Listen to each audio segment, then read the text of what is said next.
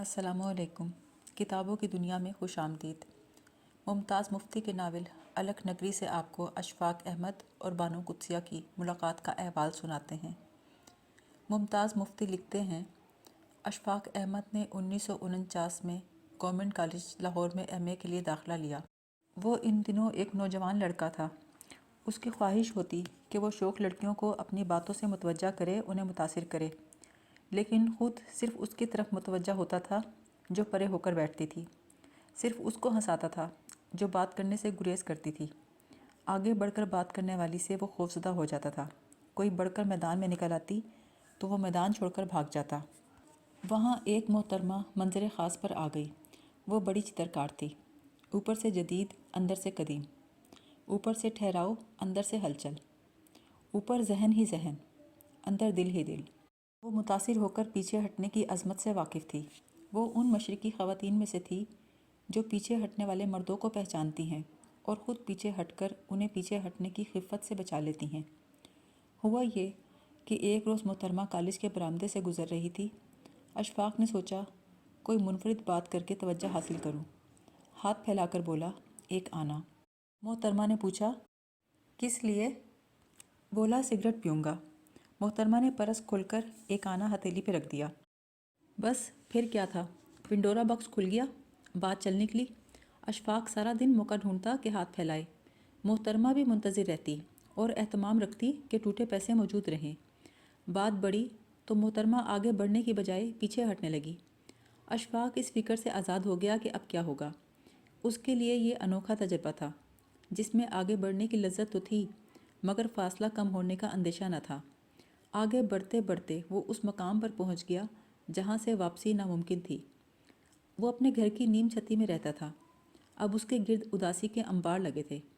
وہ صرف دکھ ہی نہیں تھا، وہ دکھ جنریٹ کرتا تھا۔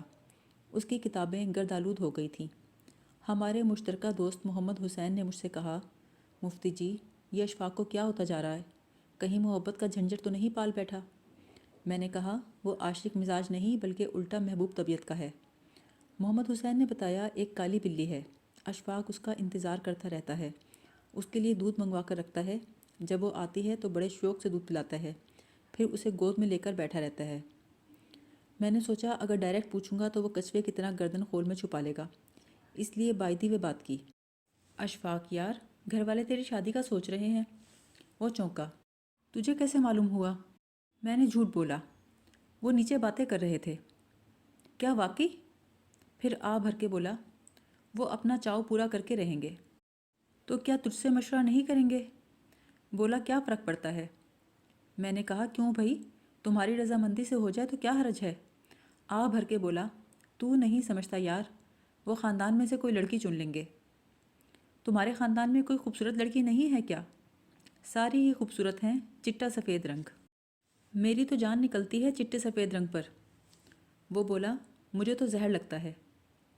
تو خاندان سے باہر کی لڑکی سے کر لینا۔ بولا، سوال ہی پیدا نہیں ہوتا، خاندان سے باہر کی لڑکی وہ کبھی قبول نہیں کریں گے۔ تجھے پتہ نہیں ممتاز، ہم پٹھان ہیں، غیرت کے مارے ہوئے، ناموس کے دیوانے۔ اس نے مجھے لڑکی کے بارے میں کچھ نہ بتایا۔ محمد حسین نے بتایا تھا، یہ آج کل نہر والے بنگلے پر جاتا ہے۔ پھر ایک روز نہر والے بنگلے کا راز کھل گیا۔ مجھے کہیں جانا تھا۔ اشفاق بولا، میں تجھے چھوڑ آتا ہوں، راستے میں مجھے ایک چھوٹا سا کام ہے۔ ہم دونوں موٹر سائیکل پہ چل پڑے۔ اس نے مجھے نہر کے کنارے اتار دیا، کہنے لگا، تو یہاں انتظار کر، میں ابھی آیا۔ آدھے گھنٹے بعد جب وہ باہر نکلا تو کھڑکی میں شیشے کے پیچھے کالی بلی کھڑی تھی۔ میں نے سرسری انداز میں کہا، یہاں مسز چٹھا رہتی ہے نا؟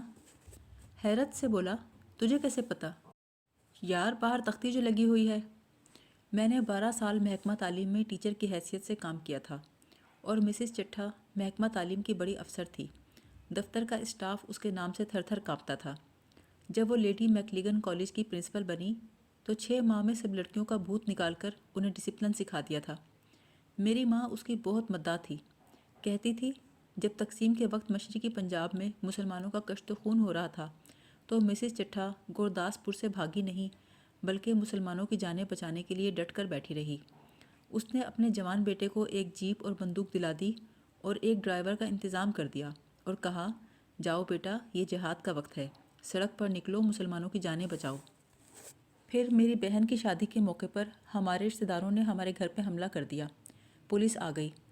اماں نے مجھ سے کہا، مہمانوں میں مسز چٹھا کی بیٹی بھی آئی ہوئی ہے، اس کا بھائی باہر کھڑا ہے کہ ہمیں مدد کی ضرورت ہو تو کام آئے۔ میں نے ایک نگاہ بانو قدسیہ پر ڈالی، وہ مجھے ایسے لگی جیسے ہندنی ہو۔ مجھے کیا پتا تھا یہ لڑکی ایک روز کالی بلی بن کر اشفاق کی نیم چھتی میں براجمان ہو جائے گی۔ میں نے محمد حسین سے کہا، یار اس معاملے میں ہم کچھ نہیں کر سکتے، وہ مسز چٹھا کی بیٹی ہے اور مسز چٹھا اشفاق کو کبھی قبول نہیں کرے گی اشفاق کے ماں باپ کی رضامندی کے بغیر، وہ تو جوتے مار کر ہمیں گھر سے نکال دے گی۔ پھر اشفاق روم چلا گیا، 2 سال بعد واپس آیا۔ ہمارا خیال تھا روم کی گہما گہمی میں دھیان کسی اور طرف لگ جائے گا، لیکن اشفاق نے آتے ہی کالی بلی کی تلاش شروع کر دی۔ یہ دیکھ کر محمد حسین سلگنے لگا، مفتی جی کچھ کرو، مفتی جی کچھ کرو۔ میں ازلی احمق ہوں، دوسروں کے پھڈے میں ٹانگ اڑانا میری پرانی عادت ہے۔ میں نے ایک دن اشفاق کی ماں سے بات کی، اماں تو اس کی شادی کیوں نہیں کرتی؟ وہ بولی، میں تو آج کر دوں، یہ مانتا نہیں۔ میں نے کہا، جہاں یہ چاہتا ہے وہاں کر دے۔ بولی، خاندان سے باہر نہیں ہو سکتی۔ میں نے کہا، تیرا پتر تو پڑا پڑا گل جائے گا۔ بولی، گل گیا ہے، میں دیکھتی ہوں، دکھ کرتی ہوں۔ پھر کچھ کر اماں کے بعد بن جائے۔ میں کیا کر سکتی ہوں، بڑے خان نہیں مانیں گے۔ میں نے کہا، دیکھ اماں، تو ایک بار سچے دل سے کہہ دے کہ ہاں میں تمہارے ساتھ ہوں، یہ نیک کام کر دو۔ بولی، اندر سے تو تمہارے ساتھ ہوں پر اوپر سے نہیں۔ میں نے کہا، ٹھیک ہے، ہمیں اوپر کی پرواہ نہیں، بس دل سے ہمارا ساتھ دے۔ اشفاق کا ایک بھائی جسے ہم ککو کہتے تھے، ایک منفرد عظیم کردار کا مالک تھا، طاقتور، دلیر، منہ پہ بات کہنے والا اور سچ کا ساتھ دینے والا۔ میں نے ڈرتے ڈرتے ککو سے بات کی۔